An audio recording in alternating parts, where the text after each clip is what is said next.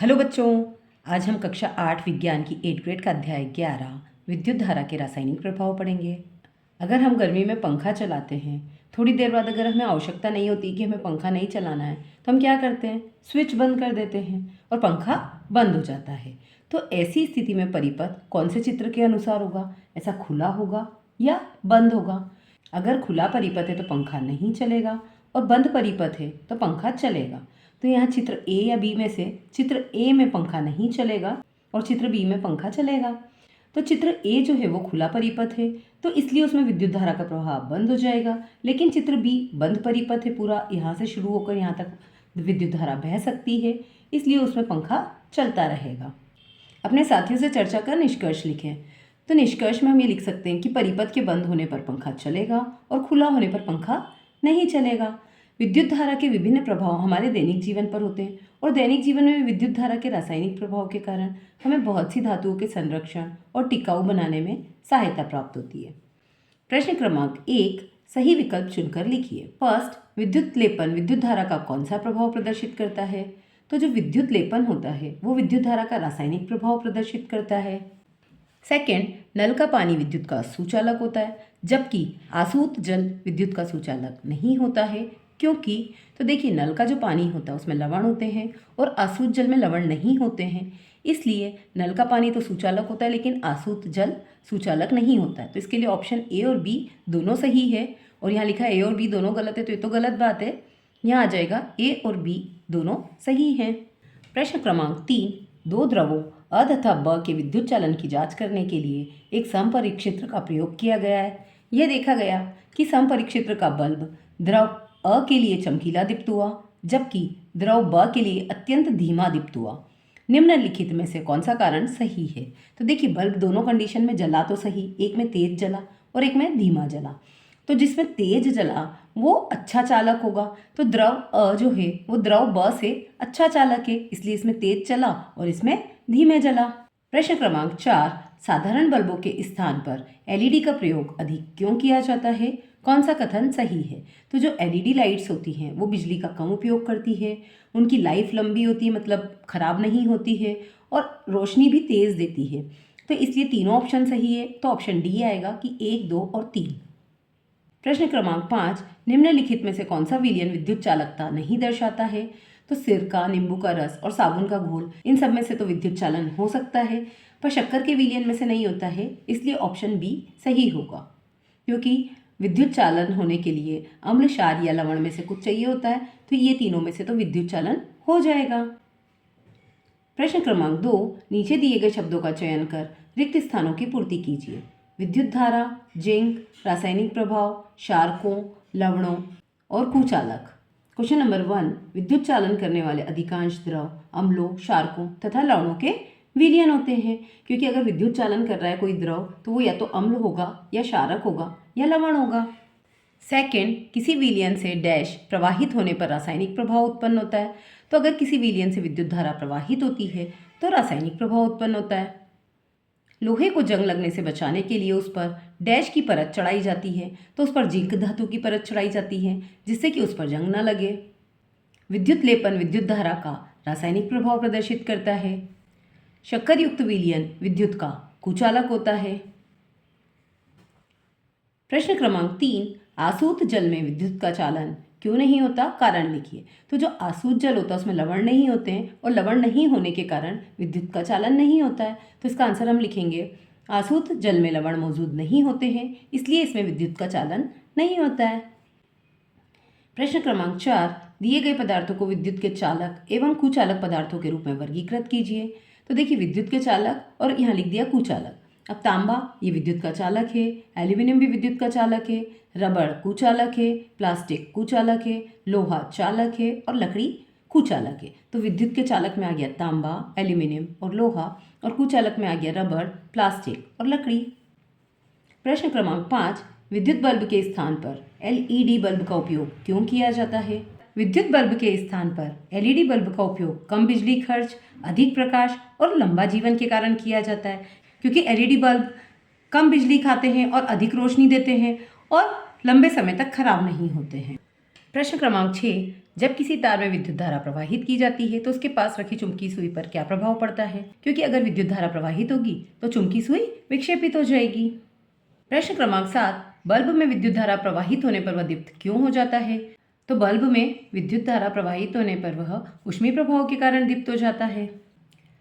प्रश्न क्रमांक 8, विद्युत लेपन किसे कहते हैं? दैनिक जीवन में विद्युत लेपन के उपयोगों को सूचीबद्ध कीजिए। तो विद्युत लेपन वह प्रक्रिया होती है जिसमें विद्युत धारा का उपयोग करके किसी धातु की सतह पर अन्य धातु की परत चढ़ाई जाती है, जैसे लोहे को जंग से बचाने के लिए जिंक की परत चढ़ाना, या आभूषणों पर सोने या चांदी की परत चढ़ाना, या दरवाजे के हैंडल, पुर्जे, नल इनकी चमक को बनाए रखने के लिए क्रोमियम की परत चढ़ाना। प्रश्न क्रमांक 9, गीले फर्श पर खड़े होकर विद्युत उपकरण को छूना हानिकारक होता है, क्यों? तो देखिए, गीला फर्श है मतलब पानी है और पानी विद्युत का सुचालक होता है, तो विद्युत का सुचालक है तो उससे हमें करंट लग सकता है। तो गीले फर्श पर खड़े होकर विद्युत उपकरणों को छूना इसलिए हानिकारक होता है क्योंकि गीला फर्श विद्युत का सुचालक होता है। प्रश्न क्रमांक 10, ऐसे 3 द्रवों के नाम लिखिए जिनका परीक्षण चित्र में दर्शाए अनुसार करने पर चुंबकीय सुई विक्षेपित हो सके। तो इसमें हम अम्ल, क्षार या लवण काय का भी घोल ले सकते हैं। तो जैसे नींबू का रस, सिरका, नमक का घोल, पानी या साबुन का घोल, ऐसे कुछ भी लिया जा सकता है जिससे कि चुंबकीय सुई विक्षेपित हो सके। प्रश्न क्रमांक 11, नल की टोटी, साइकिल का हैंडल एवं पहिए की रिम पर क्रोमियम का लेपन करने की बजाय वस्तुएं क्रोमियम से ही क्यों बनाई जाती है? कारण लिखिए। तो देखिए, क्रोमियम जो होता है वो बहुत महंगी धातु होती है। अगर पूरी चीज़ उसी से बनाएंगे तो बहुत महंगा पड़ेगा। तो इसलिए क्रोमियम के महंगे होने के कारण नल की टोटी, साइकिल के हैंडल और पहिए की रिम को क्रोमियम से बनाया नहीं जाता है, जबकि उसका लेपन कर दिया जाता है। तो इसको हम लिख सकते हैं, क्योंकि क्रोमियम बहुत महंगी धातु है इसलिए नल की टोटी, साइकिल के हैंडल एवं पहिए की रिम क्रोमियम से नहीं बनाई जाती है। प्रश्न क्रमांक 12, आपको समुद्री जल, आसूत जल और नमक घुला जल दिए हैं। इनमें से कौन कौन से जल का उपयोग आप परिपथ में चालक के रूप में करेंगे एवं क्यों? कारण लिखिए। तो इसमें समुद्री जल और नमक घुले जल का उपयोग हम परिपथ में चालक के रूप में कर सकते हैं, और आसूत जल जो होता है उसमें लवण नहीं होते हैं इसलिए उसका उपयोग हम नहीं कर सकते हैं। प्रश्न क्रमांक 13, पहेली ने चित्र अनुसार एक विद्युत सेल, विद्युत तार तथा चालक विलयन का प्रयोग कर एक विद्युत परिपथ बनाया। उसने देखा कि उसमें विद्युत बल्ब दीप्त नहीं हो रहा है, किंतु चुंबकीय सुई परिपथ के पास लाने पर विक्षेपित हो रही है। उपरोक्त प्रक्रिया के अनुसार प्रश्नों के उत्तर दीजिए। तो देखिए, बल्ब को दीप्त करने के लिए पहेली को क्या प्रयास करना चाहिए? तो पहेली को परिपथ में या तो अधिक विद्युत सेल जोड़ देने चाहिए, मतलब बैटरी बढ़ा देनी चाहिए, या फिर उसे कम वॉट का बल्ब उपयोग में लाना चाहिए। परिपथ में चुंबकीय सुई का विक्षेपण विद्युत धारा के कौन से प्रभाव को दर्शाता है? तो वह चुंबकीय प्रभाव को दर्शाता है। परिपथ में बल्ब का जलना विद्युत धारा के कौन से प्रभाव को दर्शाता है? तो बल्ब का जलना ऊष्मीय प्रभाव को दर्शाता है। उपरोक्त परिपथ में विद्युत चालक विलयन के स्थान पर क्या किसी फल या सब्जी का उपयोग किया जा सकता है? तो हाँ, उपरोक्त परिपथ में विद्युत चालक विलयन के स्थान पर नींबू या आलू जैसी सब्जियों का उपयोग किया जा सकता है। प्रश्न क्रमांक 5, दैनिक जीवन में विद्युत धारा के चुंबकीय प्रभाव का क्या प्रयोग होता है? तो विद्युत घंटी में, विद्युत मोटर में, लाउड स्पीकर में, इन सभी में इनका उपयोग होता है।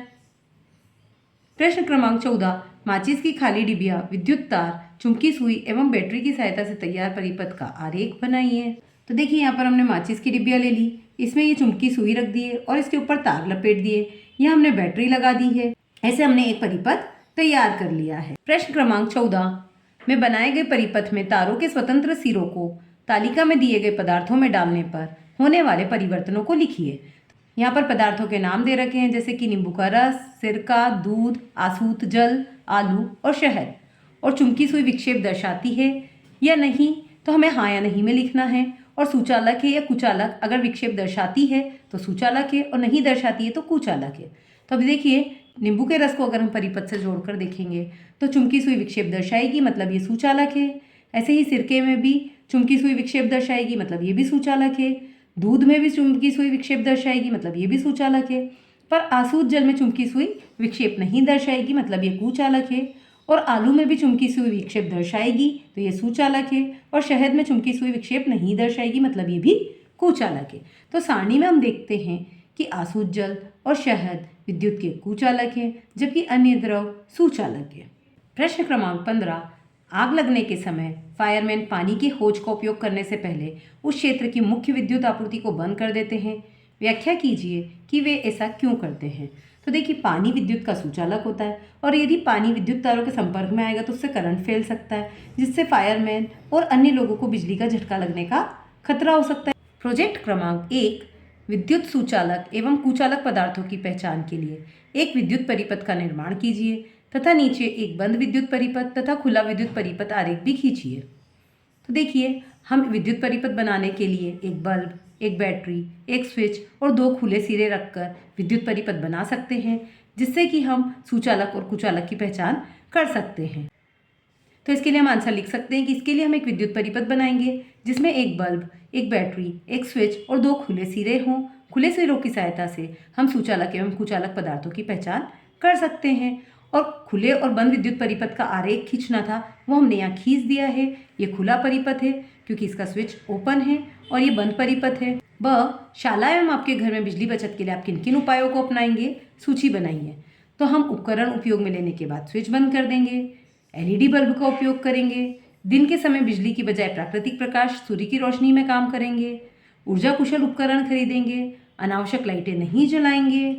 ऐसे करके हम बिजली की बचत कर सकते हैं। प्रोजेक्ट क्रमांक 2, अपनी शाला, घर, मोहल्ले में ऐसी वस्तुओं की सूची बनाइए जिन पर विद्युत लेपन किया गया हो। ऐसी चीज़ें जो हमारे आसपास हैं और उन पर विद्युत लेपन किया गया, उनके नाम हम कुछ भी लिख सकते हैं, जैसे कि पानी के नल, साइकिल के हैंडल, कुछ बर्तनों पर, कार के पुर्जों पर, लोहे पर जंग से बचाने के लिए, आभूषणों पर, ऐसे बहुत सारी चीज़ों पर पॉलिश की जाती है। अपने घर की कुछ ऐसी वस्तुओं की सूची बनाइए जिनमें विद्युत धारा प्रवाहित होती है। तो देखिए, बिजली के तार, बल्ब, पंखा, TV, fridge, cooler, washing machine, computer, mobile charger, induction cooker, ऐसे आप कुछ भी नाम लिख सकते हैं जिनमें बिजली प्रवाहित होती है।